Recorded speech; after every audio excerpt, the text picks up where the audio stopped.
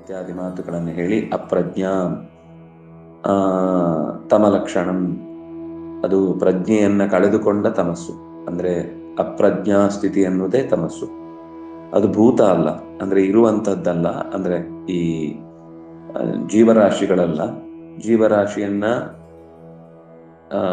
ಅಭೂತತಮಂ, ಅಭೂತಂ ಅಂತಂದ್ರೆ ಲೋಕದಲ್ಲಿ ಇರುವಂತಹ ಮಣ್ಣು ನೀರು ಗಾಳಿ ಬೆಂಕಿ ಆಕಾಶದ ಯಾವುದೋ ಒಂದು ಭಾಗವಾಗಿ ಅದು ಹುಟ್ಟಿ ಬಂದಿರುವಂಥದ್ದು.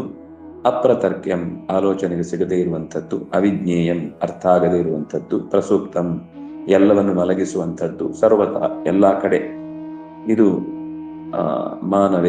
ಮಾನವ ಅಂತ ಒಂದು ಗ್ರಂಥದಲ್ಲಿ ಲಕ್ಷ್ಮಿಯ ಪರಿಚಯವನ್ನು ಮಾಡಿಕೊಡುವಾಗ ತಮಸ್ಸಿನ ಸ್ವರೂಪವಾದಂತಹ ಸೃಷ್ಟಿಯ ಮೊದಲಿನ ಕತ್ತಲೆ ಅಂತನ್ನುವಂಥದ್ದು, ಅಜ್ಞಾನದ ಕತ್ತಲೆ ಅಂತನ್ನುವಂಥದ್ದು, ಅವಳಿಂದ ನಿಯಮ್ಯವಾದದ್ದು ಜಗತ್ತಿನಲ್ಲಿ ನಿರಂತರ ಇದ್ದೇ ಇರುತ್ತೆ. ಅವಳೇ ಬಿಡಿಸ್ತಾಳೆ ಪರಮಾತ್ಮನ ಆದೇಶದಂತೆ. ವಿಕಾರ ಇಲ್ಲದ, ಅಕ್ಷರ ಇಲ್ಲದ ಅವಳನ್ನ ಕೂಟಸ್ಥೋಕ್ಷರ ಉಚ್ಯತೆ.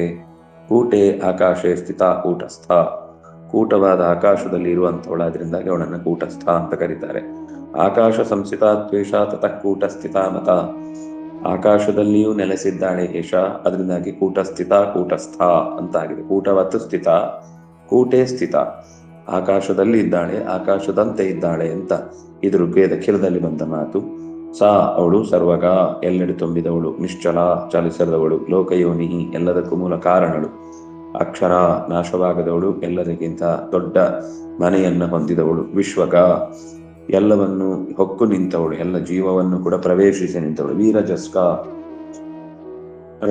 ರಜಸ್ಸು ಅಂದ್ರೆ ದೋಷ, ವಿ ಅಂತಂದ್ರೆ ಕಳೆದದ್ದು, ವೀರಜಸ್ಕ ಅಂತಂದ್ರೆ ಕಳೆದ ದೋಷ ಉಳ್ಳವಳು. ನಾಶ, ವಿಗತೇಚ್ಛ ಭಯ ಕ್ರೋಧ ಅನ್ನೋಲ್ಲಿ ನಾವೇನ್ ಹೇಳ್ತೀವೋ ಹಾಗೆ ಕಳೆದು ಪೂರ್ಣವಾಗಿ.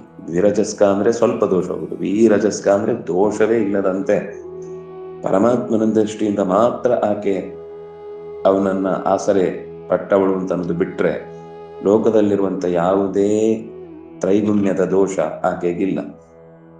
ಹಿಂದೆ ಇತ್ತು, ಆದ್ರಿಂದಾಗಿ ಜೀವರಿಗೆ ನಿಸ್ತ್ರೈಗುಣ್ಯ ಅಂತ ಕರೀತಾರೆ. ಮೊದ್ಲಿತ್ತು, ಈಗಿಲ್ಲ ಅಂತ. ಆದ್ರೆ ಅವಳಿಗೆ ಮೊದಲು ಇರಲಿಲ್ಲ, ಈಗಲೂ ಇಲ್ಲ, ಮುಂದೆಯೂ ಬರಲ್ಲ ಅಂತ ಸಾಮವೇದದ ಗೌಪವನ ಶಾಖೆಯಲ್ಲಿ ಬಂದ ಮಾತು ಅನ್ನುವಲ್ಲಿಗೆ 4ನೇ ಶ್ಲೋಕದ ಆಚಾರ್ಯರ ಭಾಷ್ಯದ ಮಾತು ಮುಕ್ತಾಯ ಆಯಿತು. ಮತ್ತೆ ನಾಳೆ ಮುಂದಿನ 5ನೇ ಶ್ಲೋಕದ ಭಾವ ಮತ್ತು ತಾತ್ಪರ್ಯದ ಭಾವವನ್ನು ನೋಡೋಣ. ಶ್ರೀ ಹರಿಹರ ರಾಮಕೃಷ್ಣ.